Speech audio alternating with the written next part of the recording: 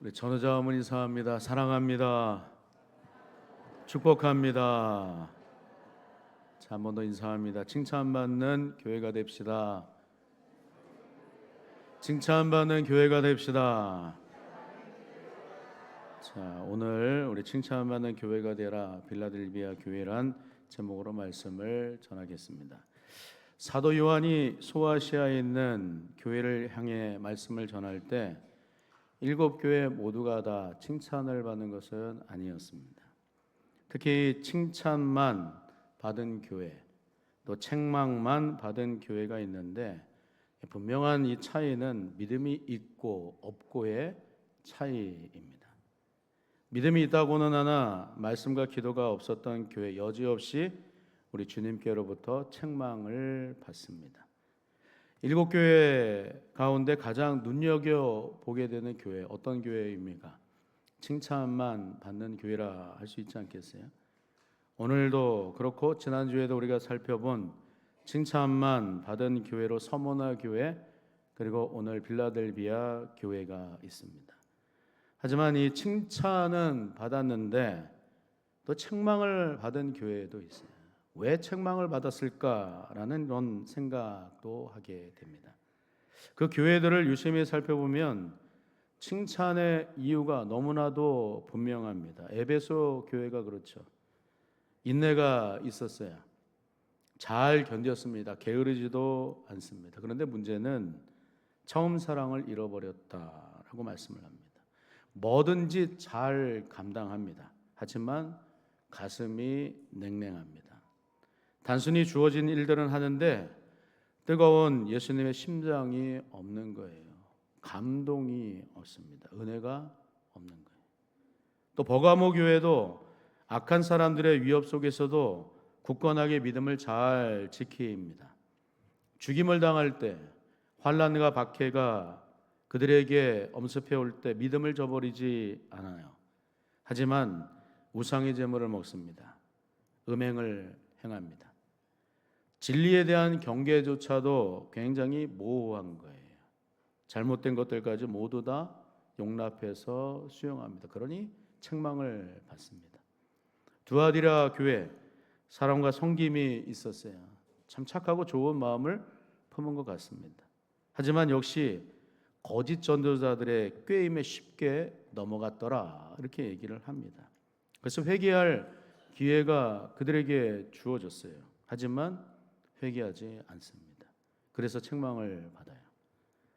책망만 받은 교회, 책망을 받기만 했는데 4대 교회 라오디게아 교회 자신들을 일깨우지 않습니다. 교회를 일깨우지 않아 구령이 없었다라고 하는 거예요. 그냥 자체로 믿음이 죽은 것으로 책망을 받습니다. 이처럼 이 소아시아 7교회의 모습은 오늘날 교회들을 향해서 교회가 어떻게 서 있어야 하는지를 매우 중요하게 말씀을 합니다. 즉 교회 안에 있는 성도들의 믿음의 정도에 따라서 나타나는 모습도 각기 다 다를 수 있겠지만 중요한 것은 한몸 공동체 교회가 무엇을 중심으로 하느냐 하는 것은 굉장히 중요하다라고 하는 거예요. 교회는 누구를 중심으로 해야 합니까? 예수 그리스도시죠. 교회의 머리는 누가 되십니까? 누가 되십니까? 예수 그리스도가 되시는 거예요. 우리 교회는 예수 중심이어야 합니다. 예수 안에서 진리의 말씀과 기도 가운데 굳건하게 서 있을 때 개인적이든 공동체적이든 다시 일깨우고 일어날 수 있는 거예요. 지난주에 우리 피택자들과 국내 성지 순례로 애양원을 다녀왔습니다. 애양원 하면 누가 가장 떠오르시나요? 그렇죠. 손양원 목사님이에요. 손양원 목사님 너무나도 훌륭한 분이십니다. 사랑하는 두 아들 동인과 동신을 죽인 안재선 씨를 양아들로 삼습니다. 그런데 손양원 목사님께서 어떻게 두 아들을 죽인 사람을 자신의 아들로 삼을 수 있었는지를 깊이 살펴보면 우리가 더욱 무엇에 힘써야 하는지를 생각하게 됩니다. 여러분 한번 생각해 보십시오. 두 아들을 죽인 자, 자신의 아들로 삼을 수 있는 것이 쉽겠습니까? 삼을 수 있겠어요? 삼을 수 없죠. 어쩌면 남 얘기라 별로 와닿지 않을 수도 있겠지만 내가 겪은 일이라고 생각을 해본다면 그 일이 얼마나 쉽지 않은 일인지, 견디기 힘든 일인지를 깊이 공감할 수 있습니다. 손양원 목사님께서도 두 아들을 잃어버리고 넋이 나간 사람처럼 삶을 살았어요. 하나님 앞에서 믿음으로 잘 살았던 두 아들이에요. 두 아들을 한날에 동시에 잃어버렸으니 그때의 심정 말할 것도 없이 찢어졌다라고 하는 것을 생각하게 됩니다. 그런데 그때 애양원 교회에 부흥회가 있었어요. 부흥회 강사로 이인재 전도사님이란 분이 오셨는데 그때 이인재 전도사님의 눈에 비친 이 손양원 목사님의 모습은 반쯤 넋이 나간 모습이었다라고 얘기를 합니다. 그런 손양원 목사님의 모습을 보고 이인재 전도사님 성령의 감화와 감동이 있었는지 손양원 목사님을 향해서 이렇게 호통을 쳤답니다. 손 목사 정신 차리시오. 우리는 과거 감옥에서 순교를 원했으나 하나님은 우리의 순교를 허락하지 않았소. 오늘 젊고 아름다운 두 아들을 순교자의 제물로 바친 것이 어찌 슬픈 일이란 말이오. 이것은 슬퍼할 일이 아니라 하나님 앞에 감사하고 기뻐해야 할 일이오. 이런 호통, 꾸지람을 들었답니다. 근데 더욱더 놀라운 것은 손양원 목사님의 반응이에요. 이인재 전사님의 말을 사람의 말로 듣지 않고 하나님의 말씀으로 받았다는 거예요. 정신을 차렸답니다. 하나님 앞에서 자신을 돌아보고 다시 자신을 일깨우고 9가지 감사 기도를 썼는데 지금도 그 9가지 감사는 우리에게 큰 감동을 줍니다. 9가지 다 살펴볼 수는 없지만 첫 번째 감사를 우리가 살펴보면 나 같은 죄인의 을 통해서 순교자의 자식들을 나오게 하였으니 하나님께 감사합니다. 네 번째, 한 아들의 순교도 귀하다 하거늘 하물며 두 아들의 순교일이요 하나님 감사합니다. 여섯째, 미국 유학 가려고 준비하던 내 아들 미국보다 더 좋은 천국 갔으니 내 마음 안심되어 하나님 감사합니다. 일곱 번째, 나의 사랑하는 두 아들을 총살한 원수를 회개시켜 내 아들로 삼고자 하는 사랑의 마음을 주신 하나님께 감사합니다. 참 놀라운 사실은 이 손양원 목사님 어떻게 다시 이러한 마음을 가질 수 있었는가? 다시 마음을 추스리고 하나님 앞에서 사명을 감당할 수 있었는가 하면 하나님의 은혜 때문이었다는 거예요.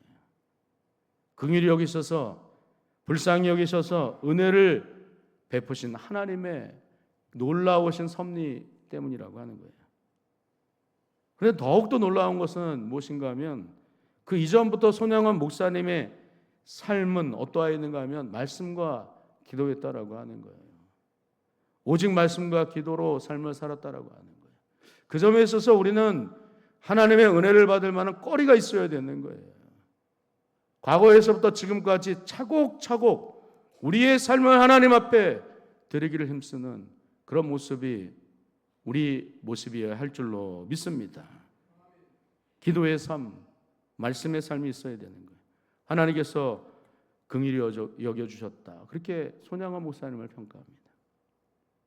그렇게 하나님의 은혜가 부어지니 자신의 두 아들을 죽인 안재선 씨를 아들로 삼을 수 있었다라고 하는 거예요. 어떻게 이러한 삶을 살 수 있었겠습니까? 오직 하나님의 은혜밖에 없었다라고 하는 거예요. 비록 연약하지만 비참한 상태를 직면하게 되는 것이 우리의 모습 아닙니까?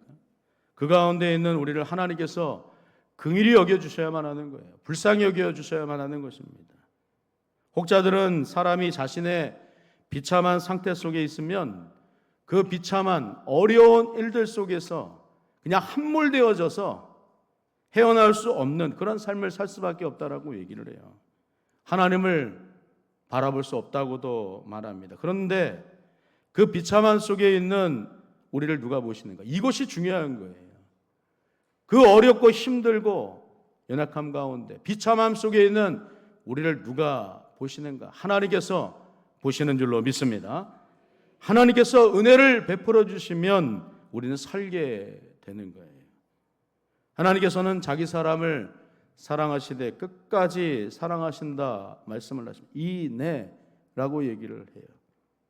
주님께서 우리를 돌보십니다.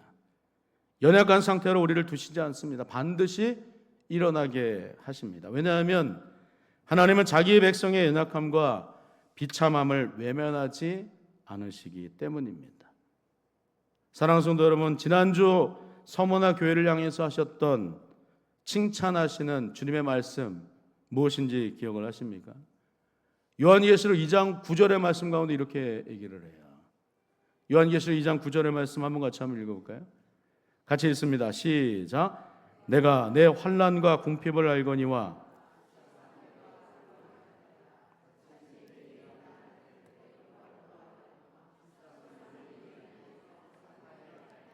황제를 숭배하지 않는다는 이유 때문에 궁핍한 생활을 하게 되어도 서머나 교회를 향해서 예수님께서 하시는 말씀, 너희는 궁핍한 자가 아니라고 말씀하신 거예요. 너희는 부요한 자니라. 부요한 자가 바로 너희니라. 주님께서 말씀을 하십니다. 자칭 유대인이라 하는 자들이 자신들만이 하나님의 선민이라고 말하면서 세상과 타협하면서 조롱하고 비웃고 고발까지 하지만 실상은 너희가 하나님의 백성이라. 서머나 교회를 향하여서 그렇게 말씀하시는 거예요.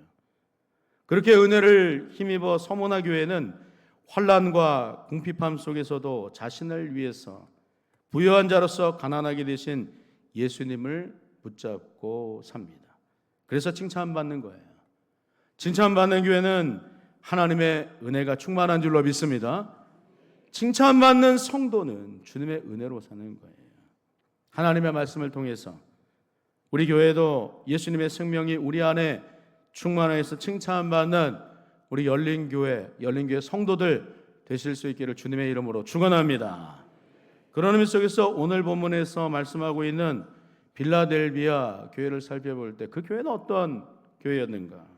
먼저 오늘 보면 8절의 말씀을 보시면 이런 말씀을 해요. 8절의 말씀 한번 같이 한번 읽어보겠습니다. 시작. 볼지어다 내가 내 앞에 열린 능히 닫을 사람이 없으리라.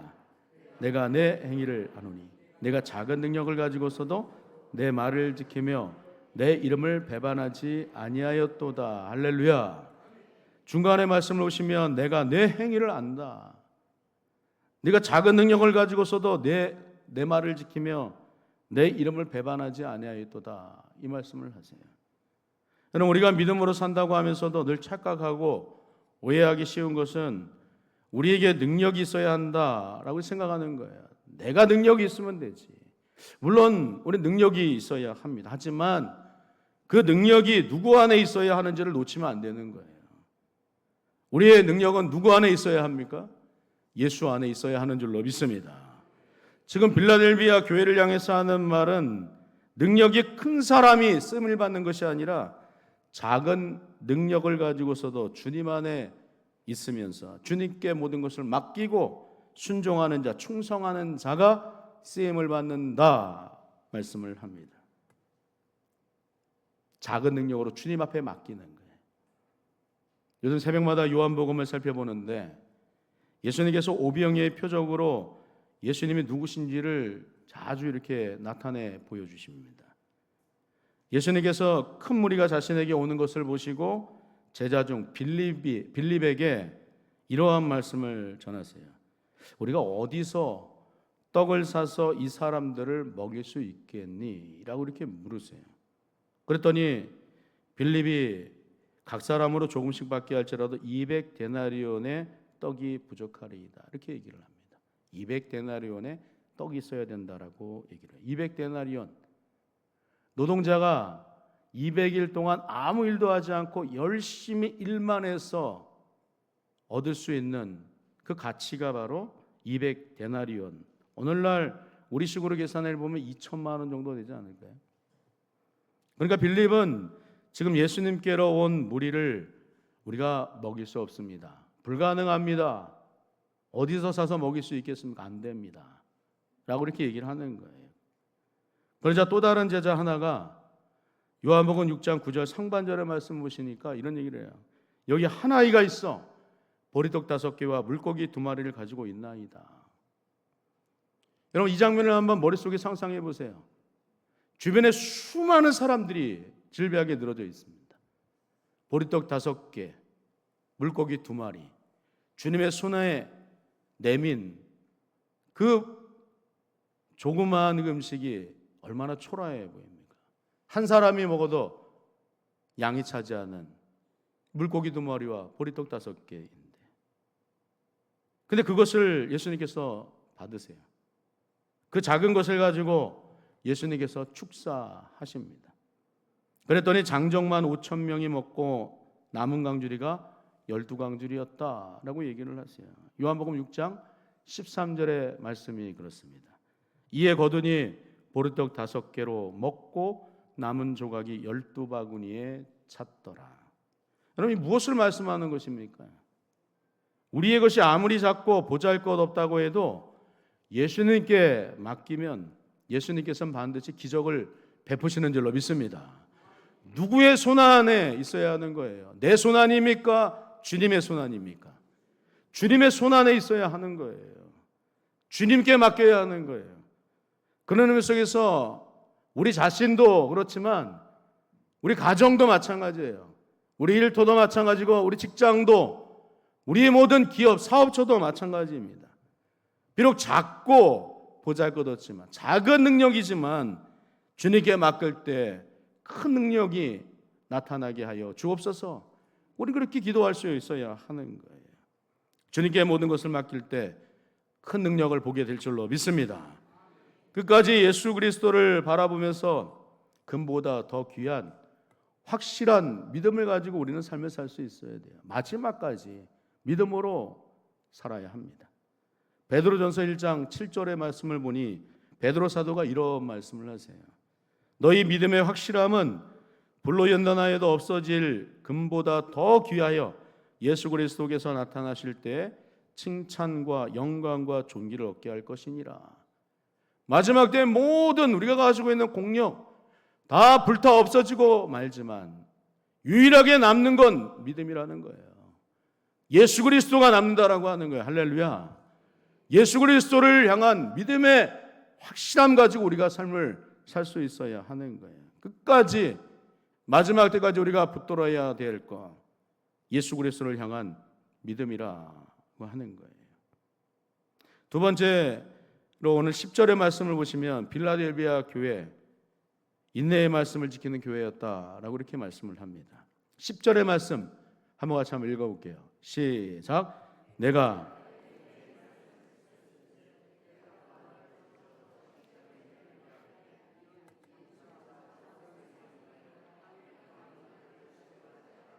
빌라델비아 교회 인내의 말씀을 지켰다라고 하는, 말씀을 붙잡고 인내하면서 삶을 살았다라고 얘기하는 거예요. 시험이 오나 그 시험을 능히 이길 수 있었다라고 하는 거예요.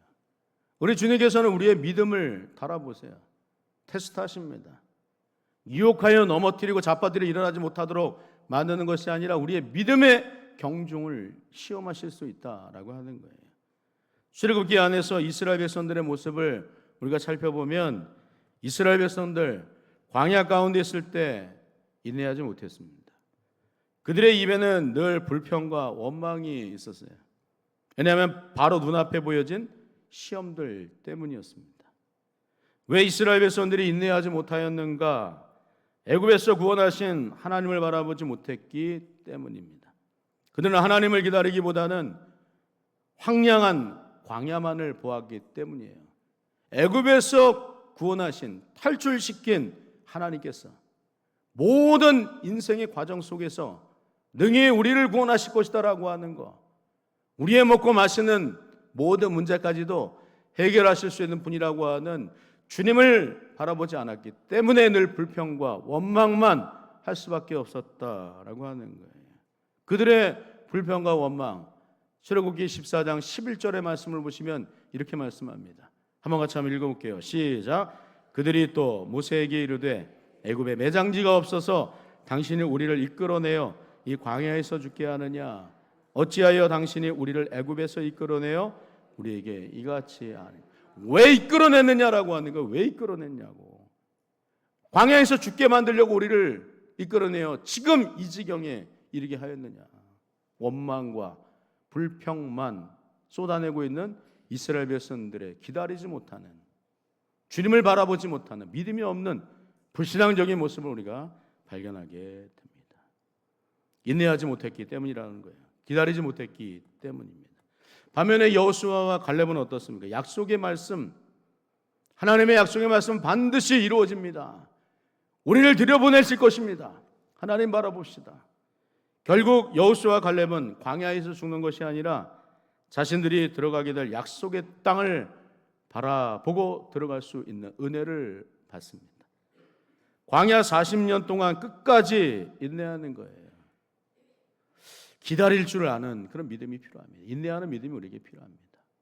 SNS 화제의 시인으로 본명은 김동혁인데 글로써 진심을 전하고 싶다라고 해서 글배우라는 이런 명칭을 가지고 있는 시인이 한 분 있어요. 그분이 2015년도에 신호등처럼이라고 하는 그 책을 발간하면서 시를 썼어요. 그 짧은 시가 내용이 이렇습니다. 우리가 신호등을 기다릴 수 있는 이유는 곧 바뀔 거란 걸 알기 때문이다. 그러니 힘들어도 조금만 참자. 곧 바뀔 거야. 좋게. 아주 굉장히 짧아요. 기다리면 어떻게 된다는 거예요? 기다리면 어떻게 된다는 것입니까? 바뀐다는 거예요.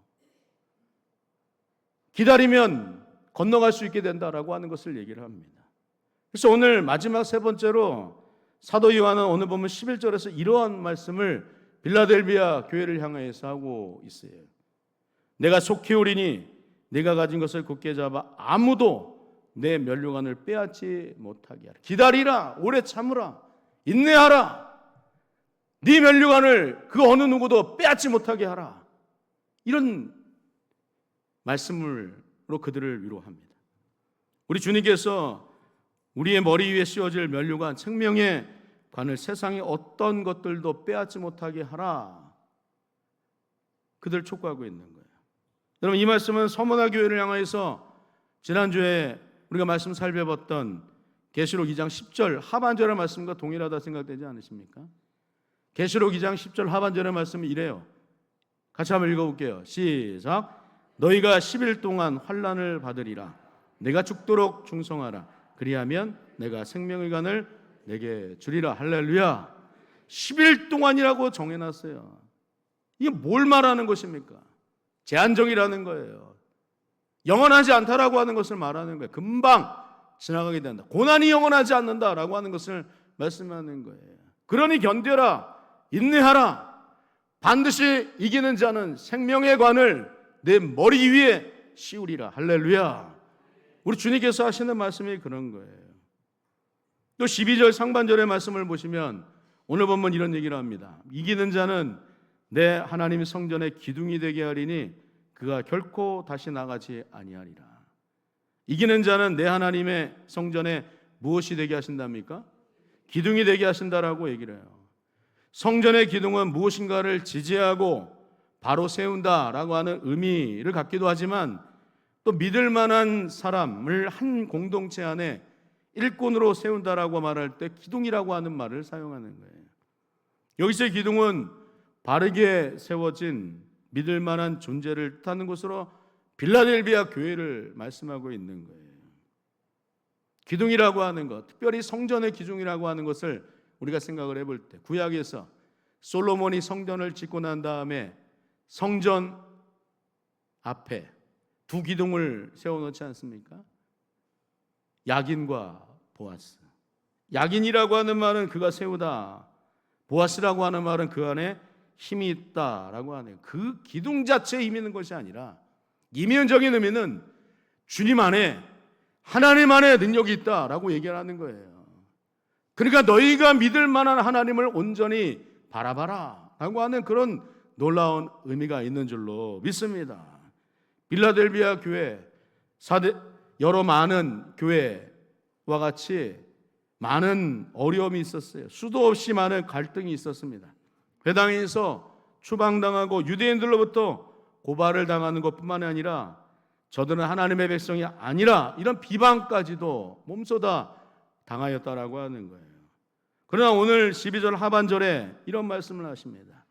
내가 하나님의 이름과 하나님의 성 곧 하늘에서 내 하나님께로부터 내려오는 새 예루살렘의 이름과 나의 새 이름을 그의 위에 기록하리라 라고 이렇게 얘기를 하는 거예요.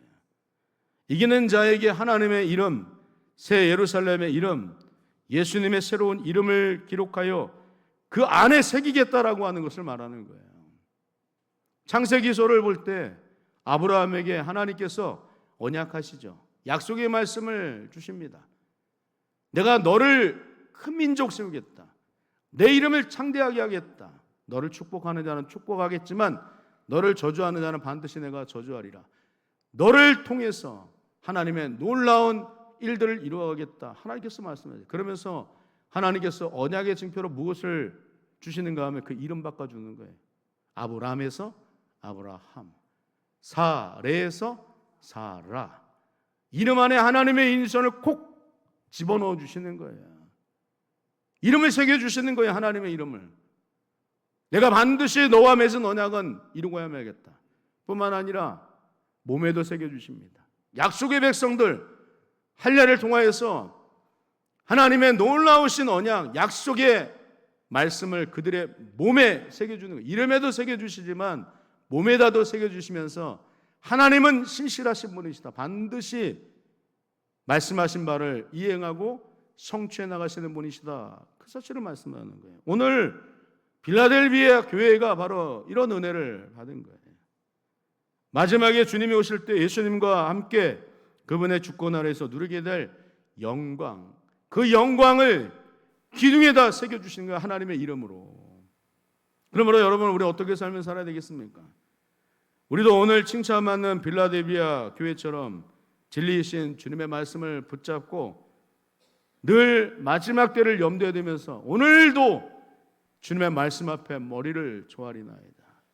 오늘도 주님 앞에 부르짖나이다. 엎드리나이다. 나의 기도를 들어주옵소서. 연약함, 비참함 가운데 있는 나를 구원하소서. 그렇게 하나님 앞에 간절히 기도할 때 하나님께서 우리를 통해서 놀라운 은혜 역사를 이루어 가실 뿐만 아니라 칭찬받는 우리 교회의 성도들, 칭찬받는 우리 교회가 되실 수 있기를 주님의 이름으로 축원합니다. 기도합니다. 하나님 아버지의 은혜와 사랑을 감사합니다. 우리 교회도 칭찬받는 교회가 되게 하여 주옵소서. 서머나 교회와 같이, 빌라델비아 교회와 같이 주님께서 칭찬하는 복된 교회 성도들 되게 하여 주옵소서. 예수님 이름으로 기도합니다. 아멘.